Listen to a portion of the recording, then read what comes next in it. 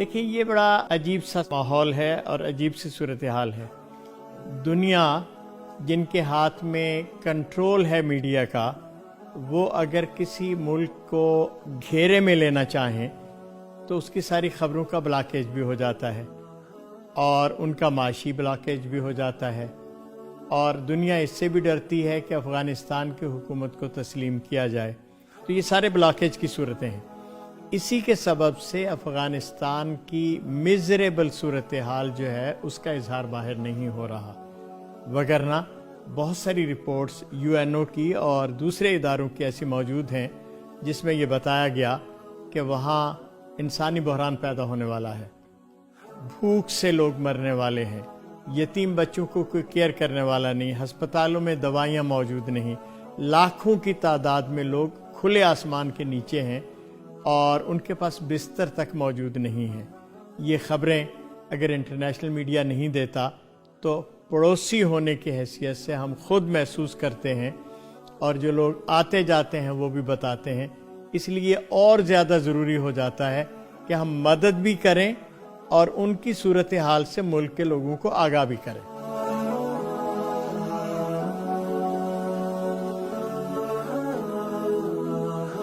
اس میں تو کوئی شک نہیں ہے کہ ماضی کی افغان حکومتوں کی ایک بڑی تعداد ایسی ہے جو ہمیشہ پاکستان کے خلاف رہی ہے اور بیانات دیتی رہی ہے۔ اس تھوڑے سے حصے کو چھوڑتے ہوئے جب موجودہ امارات اسلامی کی حکومت اس سے پہلے موجود تھی، اس میں کبھی ایسا نہیں ہوا کہ پاکستان کے خلاف کو بیان آیا ہو، اور اب بھی جو صورتحال ہے اس میں نہیں ہے۔ لیکن میرا سوال اس سے زیادہ ہے۔ افغان ہمارے پڑوسی بھی ہیں، ہمارے بھائی بھی ہیں، اور اس ناطے سے ہمارے ان سے مدتوں سے تعلقات ہیں، جو ایک سلسلہ اس کا جاری ہے۔ اچھا، دنیا میں تو ایسی صورتیں بھی ہوئی ہیں کہ قومیں ایک دوسرے سے لڑی ہیں۔ امریکہ، برطانیہ ایک طرف تھا، جاپان اور جرمنی دوسری طرف تھے، اور خونخوار جنگیں ہوئیں۔ لیکن اس کے بعد جب جنگ ختم ہوئی تو جیتنے والوں نے یہ چاہا کہ ہم ان کے دلوں کو جیتیں، صرف جنگ ہی نہ جیتیں، اور الحمدللہ ان کے درمیان خوشگوار تعلقات قائم ہوئے۔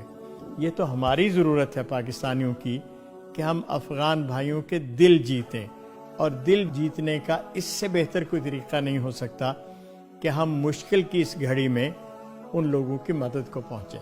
تو الخدمت تو اسی لیے میدان عمل میں ہے کہ ہم اپنے بارڈرز پر ایسی قوم کو دیکھنا چاہتے ہیں جس کے ساتھ ہمارے بہت خوشگوار تعلقات ہوں۔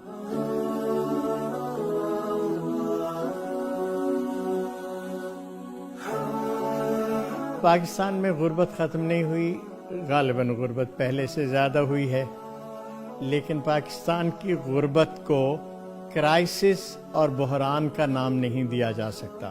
یہ غربت صدیوں سے موجود ہے، اور ایسی صورتیں موجود ہیں جہاں لوگوں تک وسائل نہیں پہنچتے، اور الخدمت سال کے 12 مہینے انہی کے لیے کام کرتی ہے، وہ سیلاب ہو، وہ زلزلہ ہو، وہ جیسے قحط آیا تھا سر پارکر ہے اس میں، تو اس ساری صورتحال میں ہم ہمیشہ مدد کے لیے تیار ہوتے ہیں۔ البتہ ایک صورتحال یہ ہوتی ہے کہ بین الاقوامی سطح پر جب کبھی بھی کوئی ایسی صورت ہوئی ہو جس کو ہم بحران کا نام دیتے ہیں، تو پھر پاکستانی قوم کا یہ فرض بنتا ہے کہ وہ ان کے ساتھ محبت کے رشتوں کو استوار کرے اور انہیں احساس دلائے کہ وہ اکیلے نہیں ہیں، ہم ان کے ساتھ ہر طرح کی مدد کے لیے تیار ہیں۔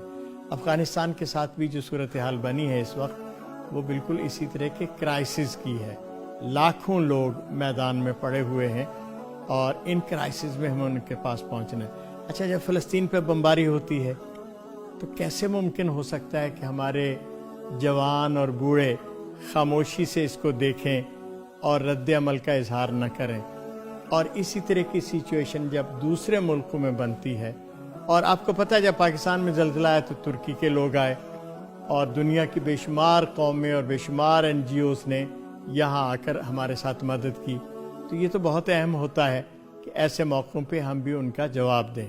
وہ جو کہتے ہیں نا کہ اخوت اس کو کہتے ہیں، چبھے کانٹا جو کابل میں، تو پاکستان کے پیر و جواں بے تاب ہو جائیں۔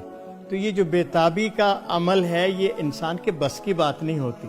اس کا دل کرتا ہے کہ وہ اپنے مظلوم بھائی کو دیکھے تو اس کی مدد کے لیے دوڑے اور ان کو راحت پہنچانے کا بندوبست کرے.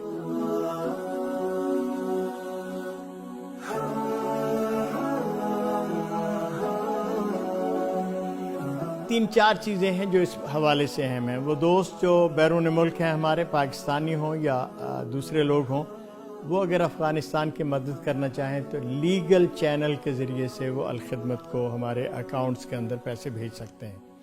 پاکستان کے اندر رہنے والے لوگوں کو ہم انکریج کرتے ہیں، حوصلہ افزائی کرتے ہیں کہ وہ اشیاء کی صورت میں، جسے ان کائنڈ کہتے ہیں، اور روپے کی صورت میں باقاعدہ ہمیں مدد پہنچائیں. بینکنگ چینل کے ذریعے سے ہمارا سارا سسٹم ٹرانسپیرنٹ ہوتا ہے.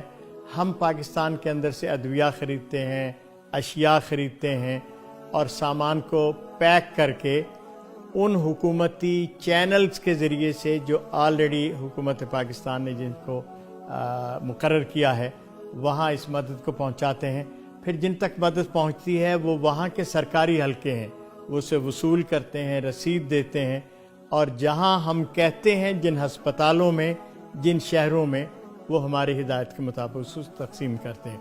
الخدمت فاؤنڈیشن کا وفد بھی وہاں گیا تھا، اور الحمدللہ ہم نے جو پہلی قسط وہاں بھیجی تھی آج سے کوئی 1.5 ماہ پہلے، تو وہ بالکل وہاں پہنچی جہاں ہمارا گمان تھا کہ اسے پہنچنا چاہیے. اور پھر ہم نے وہاں جائزہ لیا، صحت کے میدان کا جائزہ لیا، ریفیوجیز کا جائزہ لیا، آرفن بچوں کا جائزہ لیا. اب ہماری دوسری ایک قسط جو ہے وہ کوئی 10 دن پہلے وہاں گئی ہے، وہ بھی ہیومینیٹیرین ایڈ تھی، فوڈ کی صورت میں، اور باقی جو چیزیں تھیں اس میں گئی تھیں. اب تیسری قسط جو آپ دیکھ رہے ہیں ہمارے پیچھے، یہ ساری دوائیاں ابھی بھی موجود ہیں. یہ کوئی 5.5 کروڑ کے زائد دوائیاں ہیں جو ہم نے وہاں بھیجی ہیں. یہ ہم نے مقرر کیے ہیں کچھ ہسپتال جس میں یہ جائے گی، اور وہاں وہ وصول کر کے الحمدللہ اس کی رسید دیں گے. ہم یہ بھی چاہتے ہیں کہ ہمارے وفود یہاں سے جائیں، مردوں کے، خواتین کے، پروفیسرز کے، آرگنائزیشنز کے، اور وہ وہاں جا کر لوگوں کو ملیں، ان کے حالات دیکھیں، اور ان سے انسانی بنیادوں پہ اظہار ہمدردی کریں، تاکہ یہ ایک بہت اچھا خوشگوار ماحول میں ہم اپنے بھائیوں کا ہاتھ تھام رہے ہوں اور ان کی مدد کر رہے ہوں.